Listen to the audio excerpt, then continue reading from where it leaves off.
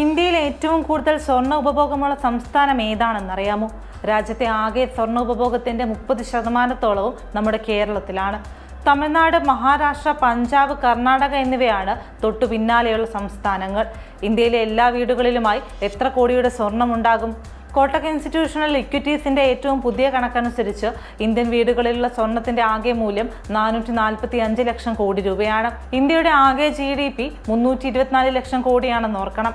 അതായത് നമ്മുടെ രാജ്യത്തിന്റെ ഉൽപാദനക്ഷമതയേക്കാൾ 125% സമ്പത്താണ് സ്വർണ്ണ രൂപത്തിൽ വീടുകളിൽ ഇരിക്കുന്നത്.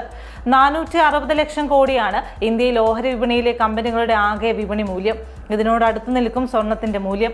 മറ്റ് സമ്പാദന രൂപങ്ങളിൽ നിന്ന് ഇന്ത്യക്കാർ വൻതോതിൽ സ്വർണത്തിലേക്ക് ആകർഷിക്കപ്പെടുന്നുവെന്നാണ് കോട്ടക് ഇൻസ്റ്റിറ്റ്യൂഷണൽ ഇക്വിറ്റീസിന്റെ റിപ്പോർട്ടിൽ ചൂണ്ടിക്കാണിക്കുന്നത്. ബാങ്ക് നിക്ഷേപങ്ങൾ, ഭൂമി, കെട്ടിടം പോലെയുള്ള മറ്റ് വസ്തുക്കൾ എന്നിവയേക്കാൾ കൂടുതലായി ആളുകൾക്ക് സ്വർണത്തോടാണ് താല്പര്യമെന്ന് ഇത് കാണിക്കുന്നു. ഇന്ത്യൻ കുടുംബങ്ങളുടെ വസ്തുക്കളായുള്ള സ്വത്തിന് പുറമേയുള്ള സമ്പത്തിന്റെ ഏകദേശം 65% ഇപ്പോൾ സ്വർണമാണ്.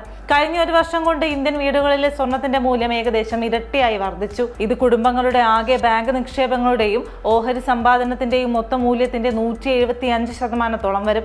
അതേസമയം സമ്പത്ത് മുഴുവൻ സ്വർണത്തിലാക്കി സൂക്ഷിക്കുന്നത് സൂക്ഷ്മതലത്തിൽ സമ്പദ്ഘടനയ്ക്ക് പ്രത്യാഘാതം ഉണ്ടാക്കും. ആവശ്യം വർദ്ധിക്കുന്നതനുസരിച്ച് സ്വർണം ഇറക്കുമതി തുടരുന്നത് ഇന്ത്യയുടെ വിദേശ നാണയ കരുതൽ ശേഖരത്തെ ബാധിക്കാനിടയുണ്ടെന്നാണ് റിപ്പോർട്ട് പറയുന്നത്. സ്വർണത്തിന് ഇന്ത്യക്കാർക്കിടയിൽ വൈകാരിക അടുപ്പമുള്ളത് കൊണ്ട് തന്നെ സ്വർണത്തിലെ ഈ നിക്ഷേപം തുടരുക തന്നെ ചെയ്യും.